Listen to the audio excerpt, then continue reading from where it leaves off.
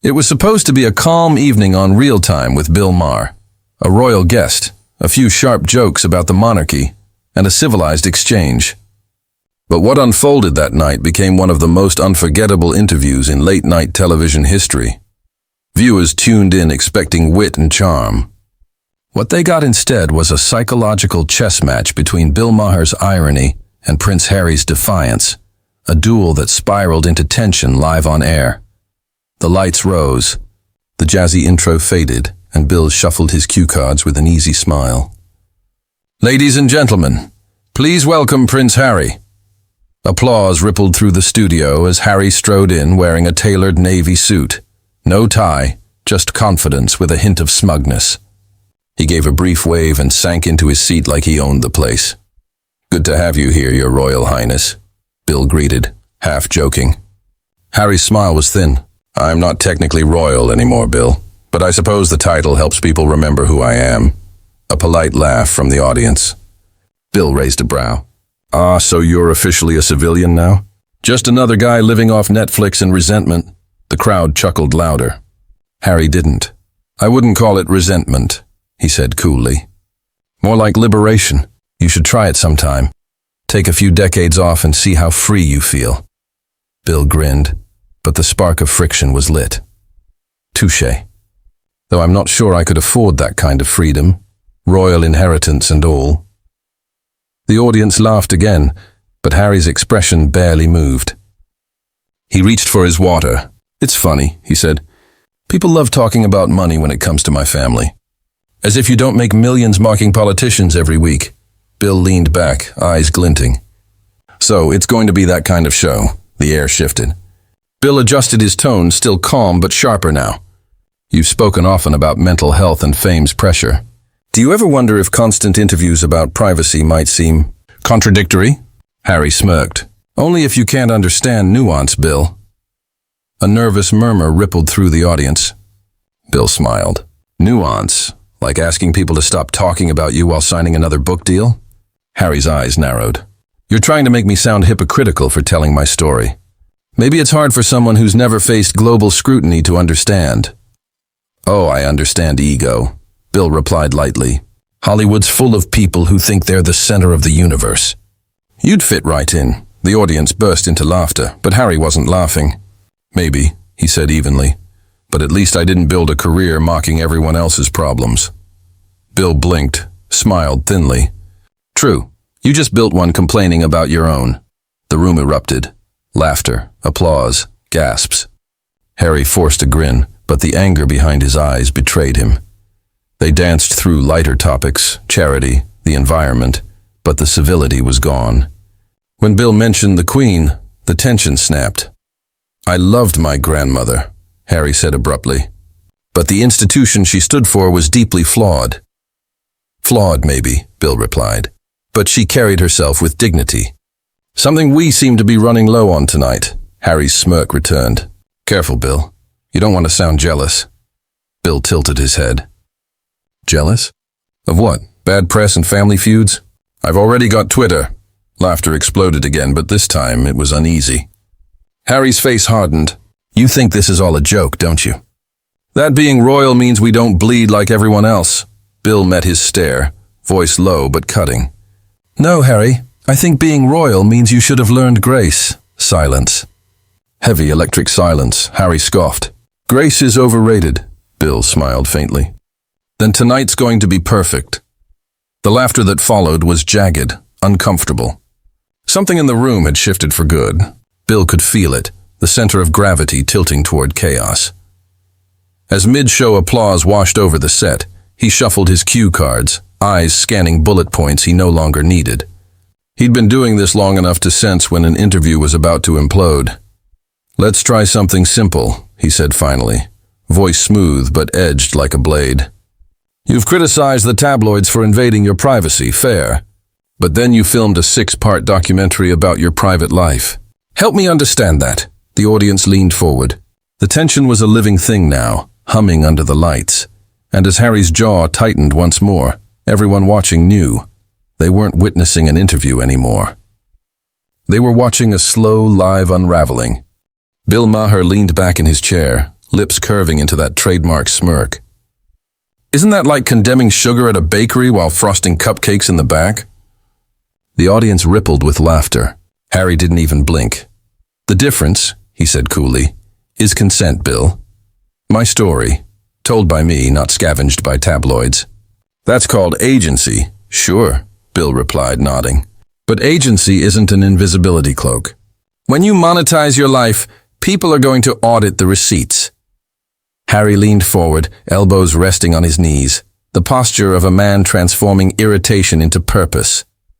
Maybe you're confusing public interest with public entitlement, he said evenly. You think buying a ticket means you own the show? And you think starring in the show means you're above the reviews.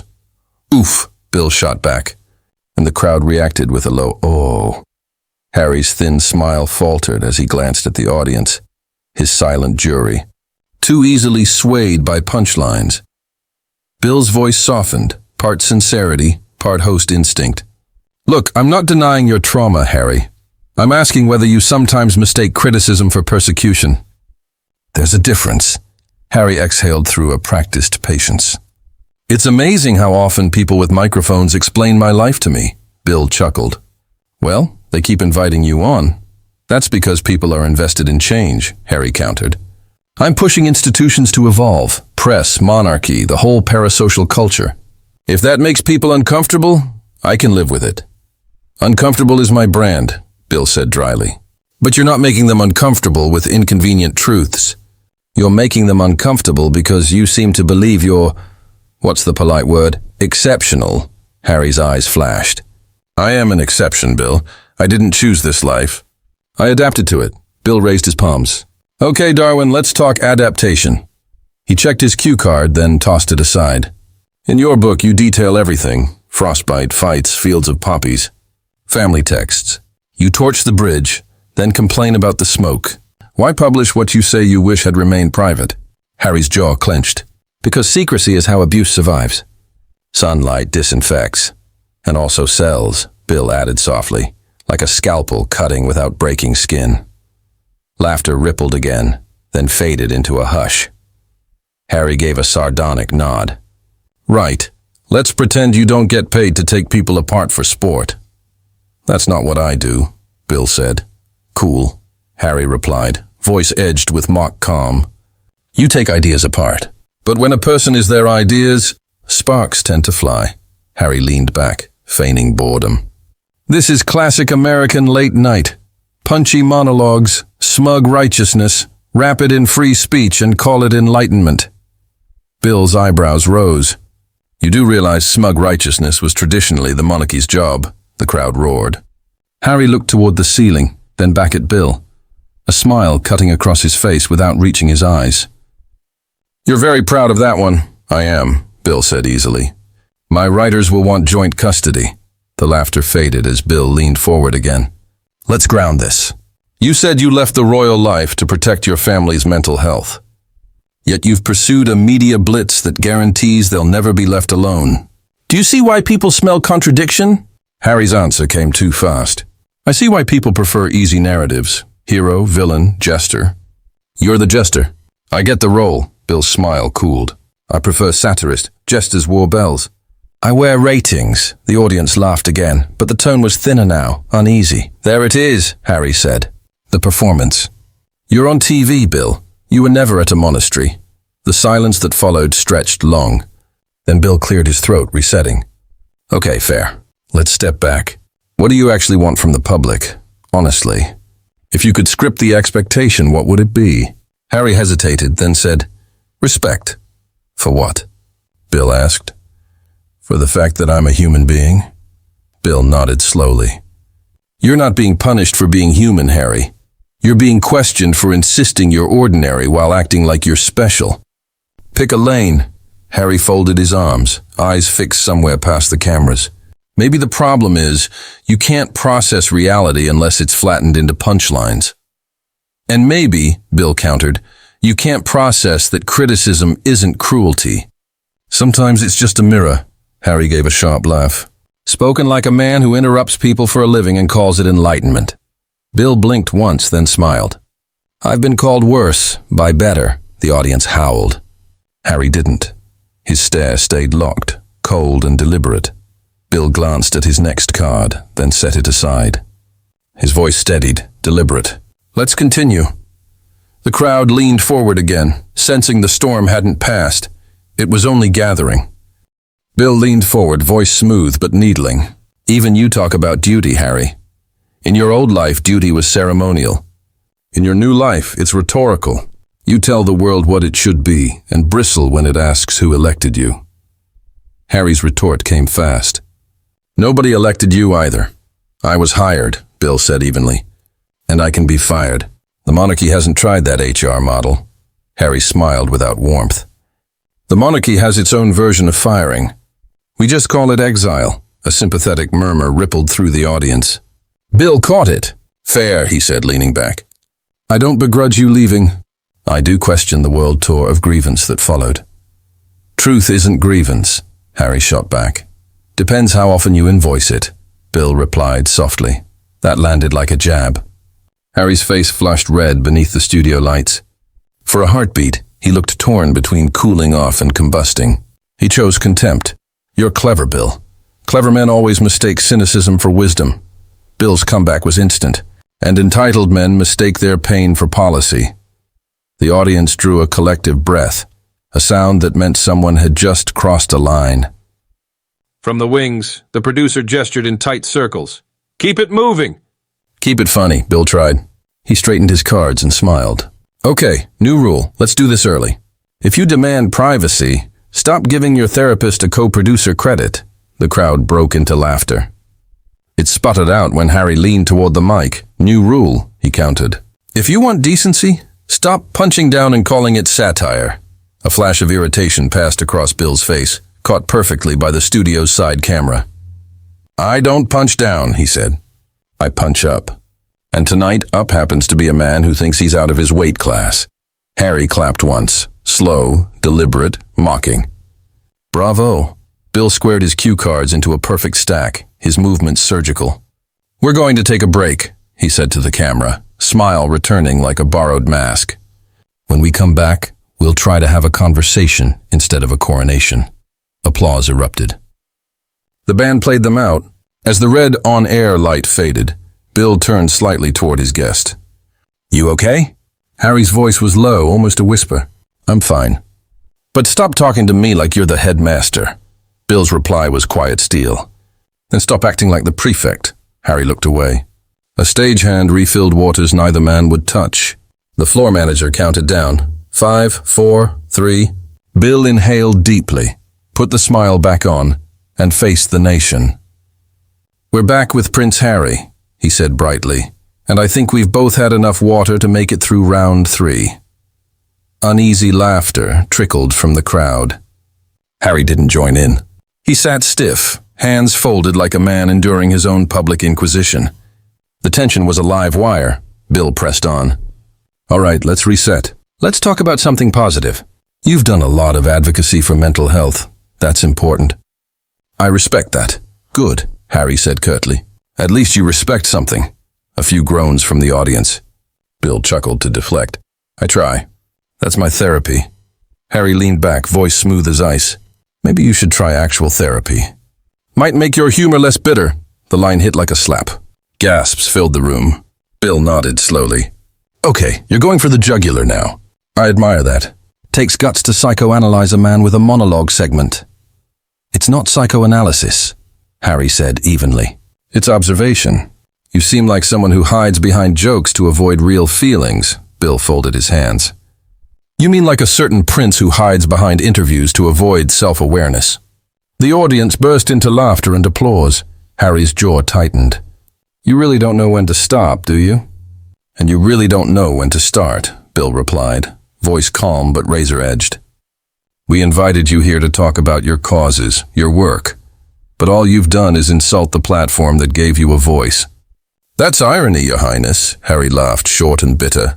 "Irony is thinking people tune in for your opinions when all they really want is to see you argue." Bill raised his eyebrows. "And yet here you are, arguing. Maybe you fit right in." The crowd laughed again, but now the sound was uneasy, unsure. Nobody was quite sure where the humor ended and the hostility began. Bill shifted slightly, leaning forward again.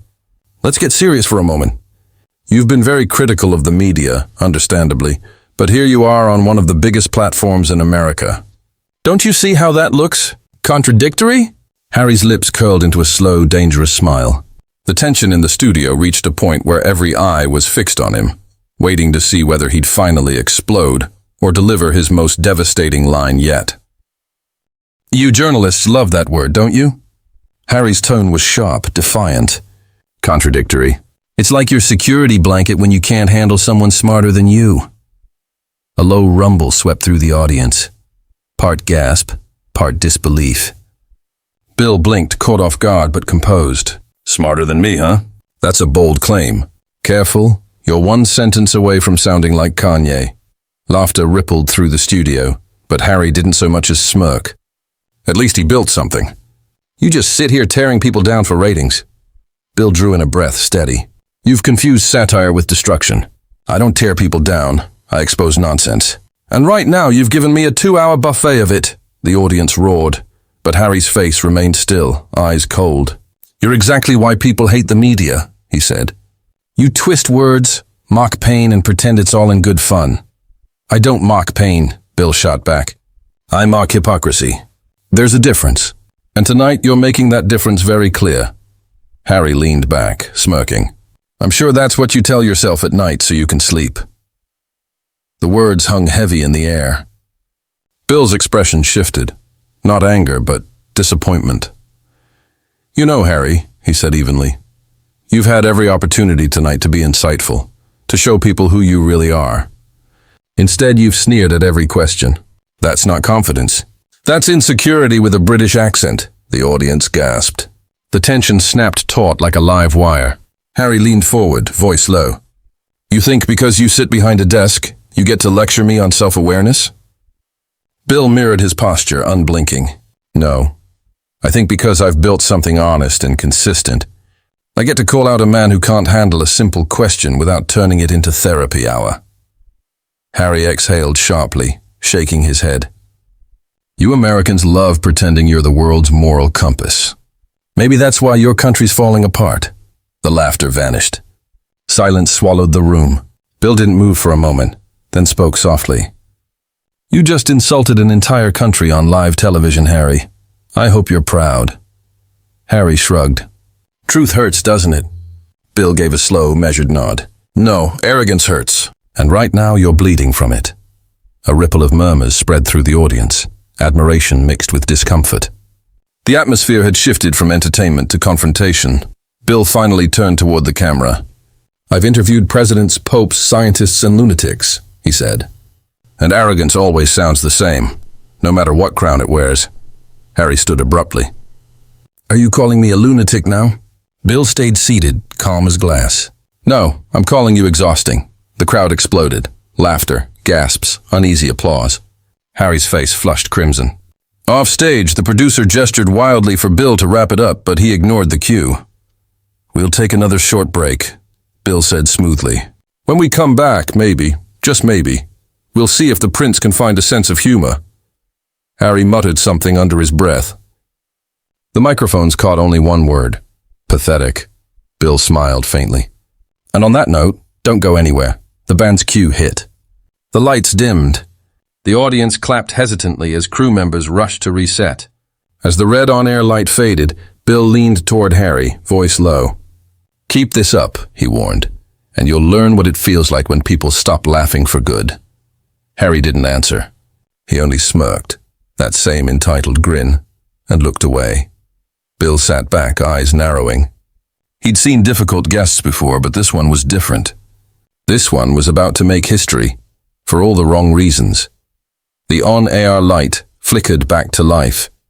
Bill straightened his notes, a man preparing to salvage a collapsing interview. The audience sat quieter than before, the tension humming like static before a storm. Welcome back to Real Time, Bill began, voice measured. We're here with Prince Harry, who seems to have strong opinions about the press, the monarchy, and apparently the United States. Harry smirked. I call them facts, Bill.